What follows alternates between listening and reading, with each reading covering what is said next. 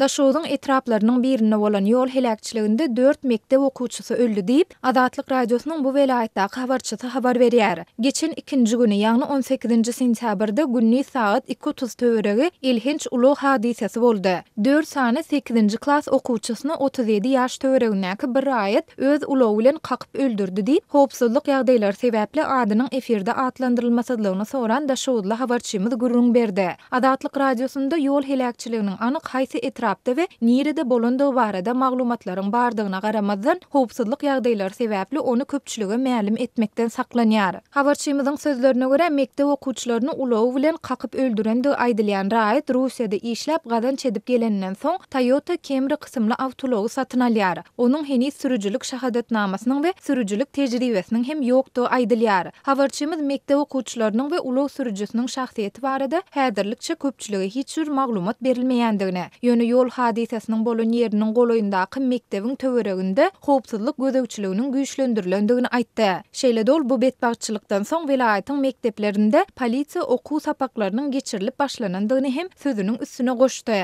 Azatlyk radiosy bu ýol hadisesi barada maglumat almak üçin Daşow welaýat häkimligi we polisiýa bölümi bilen habarlaşanda häzirlikçe haýsydyr bir kommentari almak başartmady. Türkmenistanyň häkimetleri we media serişdeleri ýurtda adam pidalaryna getirýän ýol helakçylikleri we ýol hadiseleri barada maglumat bermeýärler. Türkmenistanyň içeri işleri ministrligi ýa-da statistika baradaky döwlet komiteti hem bu baradaky statistika sanlary köpçülige hödürlemeýär. 13-nji awgustda Mary-Lewap magistral ýolunyň 200-nji kilometrinde, ýagny Türkmenawat şäherinden takminan 50 kilometr aradaşlykda ýol helakçylyk hadisesi boldy. Ulow helakçyliginde adam itkileriniň hem bolandygyny Azatlygyň ýurt içindäki habarçylary habar berdiler. 15-nji maýda bolsa Azatlyk radiosy öz web saytynda Aşgabatyň 10 ýyl awadançylyk we Ankara köçeleriniň çatyrygynda bir awtologyň 10-11 ýaşlarynaky 3 sany gys çagany kakyp helakländigi barada maglumat çap etdi. Ýokarda hem belläp geçişimiz ýaly ýurdun media serişdelerinde bu bolýan ýol helakçylikleri barada habar berilmeýär. Emma ýurdun hökümetçi saytlary garaşsyz çeşmelerde nähildir bir ýol hadisesi barada maglumat peýda bolsa, desini türkmen resmileri diýilýän adamlara talgylanyp reddedýärler. Meselem 2-nji sentýabrda Azatlyk radiosy Türkmenawat şäherinde molimleri paýta ýygma alyp barýan awtobusyň Nissan Versa kysymly yeňil maşin bilen çakyşyp agdarlandygyny habar berdi.